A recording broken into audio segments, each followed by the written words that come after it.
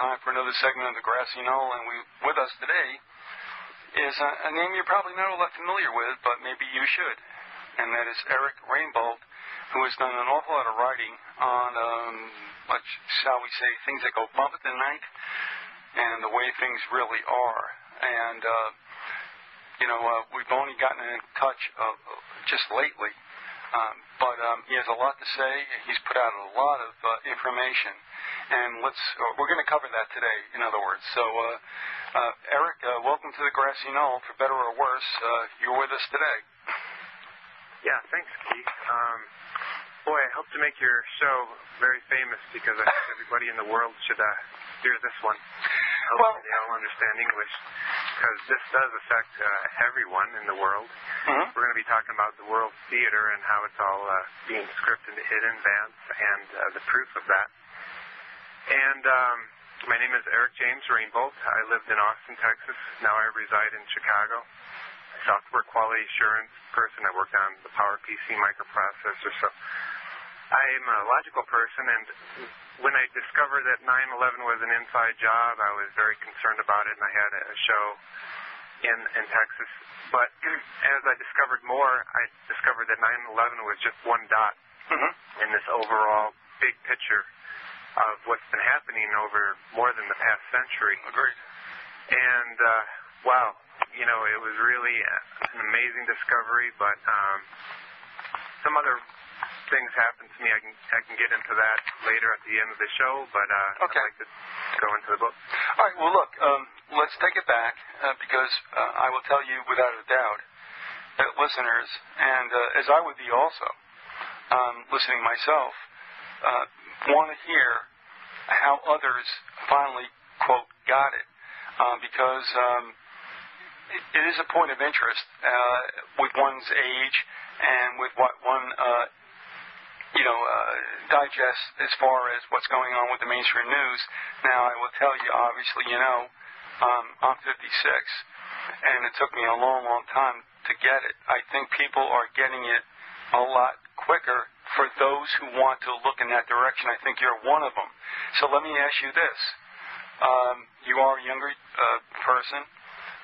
When did you finally realize that, the way things were brought to you and broken down in history books was not necessarily the way things really were? How did that all happen for you, Eric? Oh, well, before 9/11, I knew that there was some truth to all the conspiracy information that came out. JFK, did we go to the moon? I knew there was something behind there, and I knew something was goofed up, but I was mainly just focused on my life and the rat race. Right. Trying to make as much for myself, and I had my head down.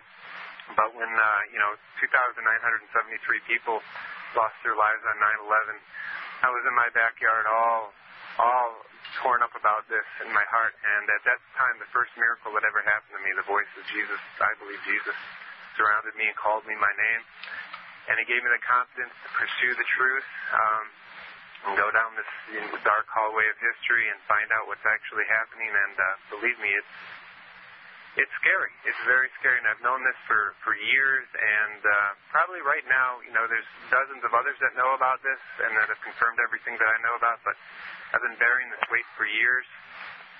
After reporting on television, after having a helicopter military buzz my house in 2003, and especially when Alex Jones did not follow through on his promise of, helping me with the first book I wrote, I was just kind of freaked out, so I just left the country. I was out of the country for 3 years.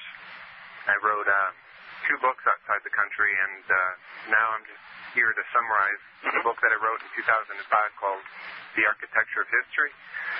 I was down in Guatemala, and I just happened to be on InfoWars one day, and I'm early on the internet, and that day was 6/11, June 11th of this year, and I noticed an article, and I clicked on it, and then this new realization of the pattern that I'll be discussing hit me, and I knew I just had to come back to the States and, face the music and help get this information out, because what we're going to talk about is very startling.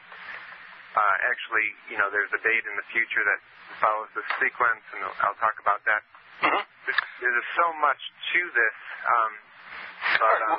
Well, don't get ahead of yourself. Let's go back to what you had said, and that is, I guess your awakening when you were in Texas, I guess that's the state of your upbringing. Is that correct? Well, no, I was here in Chicago, and I lived in Texas and worked for Motorola down there for 10 years, and I came back after visiting Guatemala. All right, so you were on business, can we say, when you went out to Texas and Guatemala? Or you on just a personal journey? I evacuated the country. Okay, I got you. That people were not realizing at all, and it was just bothering people that I knew about this, and I felt like the whole world was turning against me, and I met a fellow who is a believer, a Bible believer, or, in Revelations, and he knew all about the New World Order. He became my best friend. He was a musician, too, and we left, and we went on this adventure. I came back for a year. That's when I discovered that history was all architected, and I wrote the book, The Architecture of History. This book is at archive.org. You can look it up with my last name, Rainbolt, R-A-I-N-B-O-L-T. All right, hold on. Let's say that again. R-A-I-N-B-O-L-T, right? Rainbolt.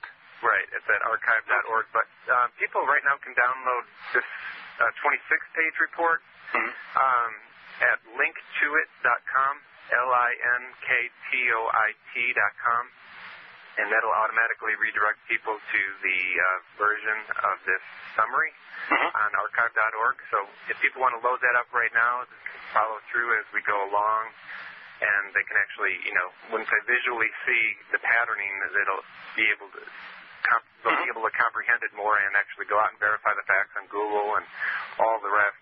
All the information is in the report for verification.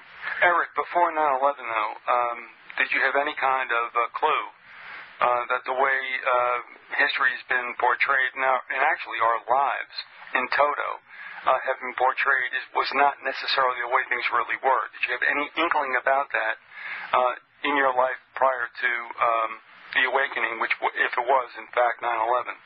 Oh, yeah, I knew the world, there was something screwy going on in the world, these world wars, most people don't want to go to war. There has to be some kind of force to get people's nations to rise up against each other, and there has to be lies.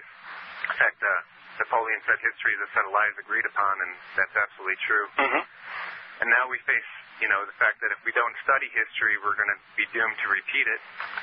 And, that's where we are. So 9/11 just tore me apart, and then I had a spiritual awakening. I was blessed by actually a series of miracles that have happened to me over the years, but the first one was a voice that just called my name, Eric, just loud and around me when I was crying about 9/11 all by myself, and it was a real voice, it wasn't inside my head. So I took that as, a confidence to go forward and do research on my own. And boy, I don't think anybody's been has looked down the tunnel as far as I have actually, and discovered how monstrous and interlocked this global conspiracy has been for over 100 years. And it's not something new, and it's not just the United States. And it's not just this particular set of political leaders here. Well, they're not leaders; they're dealers, I call them. But that's right. They're characters. They're just they're actors. They play the part. Yeah. Like Shakespeare said, the whole world's a theater, and it's managed by a theater company. And those are the Illuminati, or the capstone of the pyramid.